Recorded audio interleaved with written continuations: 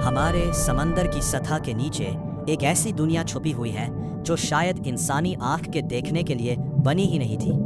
ایک ایسی جگہ جہاں روشنی دم توڑ دیتی ہے اور زندگی ایسے عجیب و غریب روپ اختیار کر لیتی ہے جو ناممکن محسوس ہوتے ہیں۔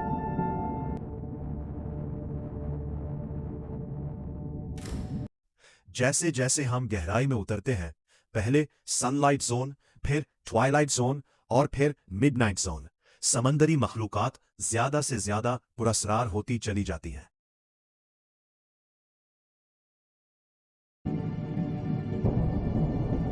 انسان نے مریخ پر مشینیں بھیج دی، دور دراز کہکشاؤں کے نقشے بنا لیے، لیکن آج بھی ہم اپنے سمندر کا صرف 5% حصہ ہی دریافت کر سکے ہیں۔ ہم سمندر کی 6000 فٹ گہرائی کے مقابلے میں چاند کی سطح کے بارے میں زیادہ جانتے ہیں۔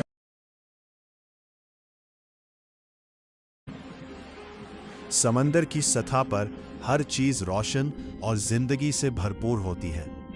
سورج کی روشنی پلانکٹن کو بڑھنے میں مدد دیتی ہے، جنہیں مچھلیاں کھاتی ہیں، اور یوں کورل ریف سے لے کر ویلز تک پوری فوڈ چین چلتی رہتی ہے۔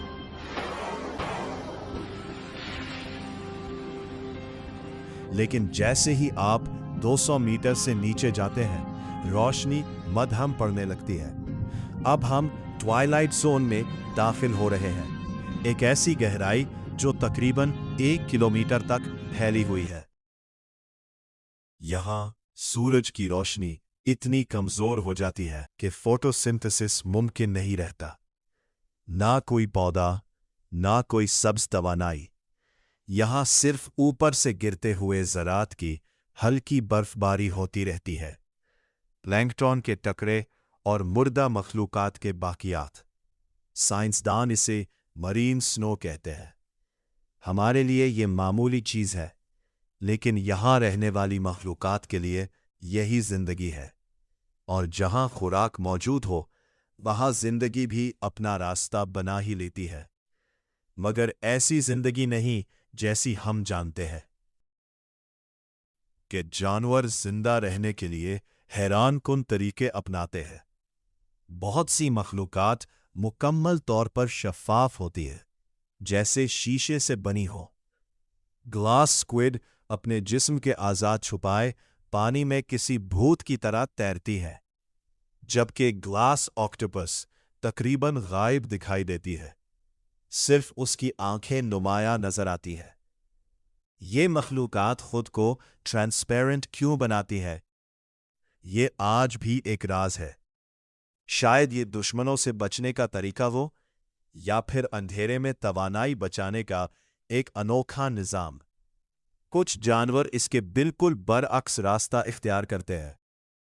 وہ غائب نہیں ہوتے، بلکہ اپنی روشنی خود پیدا کرتے ہیں۔ اس تاریک دنیا میں کچھ مخلوقات کیمیکل ری ایکشن کے ذریعے روشنی پیدا کرتی ہے، جسے بائیو لومینسنس کہا جاتا ہے۔ ہمیں یہ چمکتے ستاروں یا لینٹرنز جیسا لگتا ہے، لیکن ان کے لیے یہ زندگی بچانے والا ہتھیار ہے۔ کچھ اس روشنی سے شکار کو پھنساتے ہیں، کچھ ساتھی تلاش کرتے ہیں، اور کچھ خود کو چھپانے کے لیے استعمال کرتے ہیں۔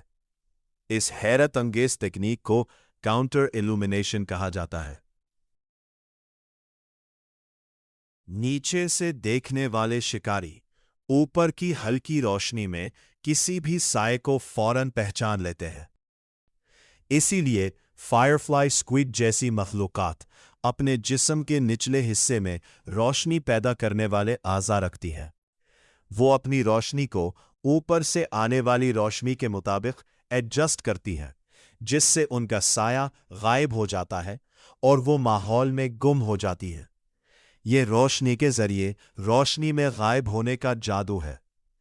کچھ مخلوقات اس سے بھی زیادہ عجیب کھیل کھیلتی ہے۔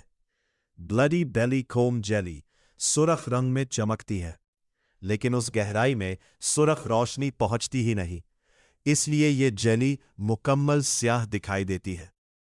اس کے پیٹ میں موجود چمکتا ہوا شکار بھی دشمنوں سے چھپا رہتا ہے۔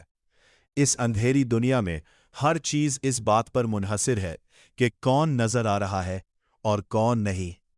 لیکن ٹوائلائٹ زون صرف روشنی کے دھوکوں کی دنیا نہیں، بلکہ یہاں سمندر کی سب سے بڑی مائگریشن بھی ہوتی ہے۔ ہر رات جیسے ہی اوپر اندھیرا چھاتا ہے، اربوں مخلوقات گہرائی سے سطح کی طرف سفر شروع کرتی ہے۔ لینٹرن فش، سکویڈ اور جیلی فش کی پوری فوج پلانکٹن کھانے اوپر آتی ہے اور صبح ہوتے ہی دوبارہ اندھیرے میں واپس چلی جاتی ہے۔ اس روزانہ سفر کو ڈائن ورٹیکل مائگریشن کہا جاتا ہے۔ یہ زمین پر ہونے والی سب سے بڑی مائگریشن ہے۔ اس میں شامل مخلوقات کی تعداد زمین کے تمام پرندوں اور جانوروں سے بھی زیادہ ہے۔ حیرت کی بات یہ ہے کہ دوسری جنگ عظیم تک انسان اس راز سے ناواقف تھا۔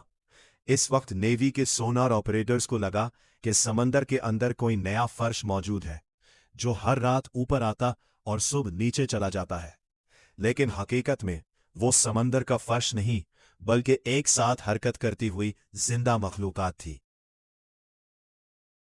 1 کلومیٹر سے نیچے سورج کی آخری کرن بھی ختم ہو جاتی ہے۔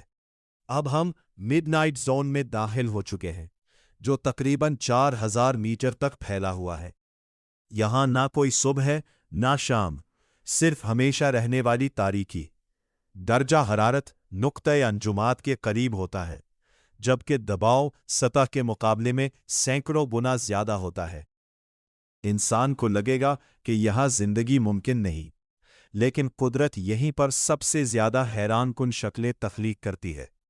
ڈریگن فش ایک ایسی مخلوق ہے جو سرخ روشنی پیدا کر سکتی ہے۔ گہرے سمندر میں زیادہ تر جانور سرخ روشنی نہیں دیکھ سکتے، اسی لیے ڈریگن فش اپنی اس خاص روشنی کو ایک خفیہ سرچ لائٹ کی طرح استعمال کرتی ہے۔ وہ بغیر کسی کو خبردار کیے اپنا شکار دیکھ لیتی ہے۔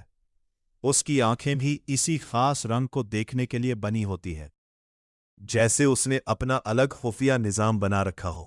یہاں کچھ شکاری مکمل طور پر غائب ہونے کے ماہر ہیں۔ کچھ مچھلیوں کی جلد الٹرا بلیک ہوتی ہے، جو روشنی کا تقریباً سارا حصہ جذب کر لیتی ہے۔ اگر کسی سب مرین کی طاقتور روشنی بھی ان پر پڑے، تب بھی وہ اندھیرے میں غائب ہی محسوس ہوتی ہے۔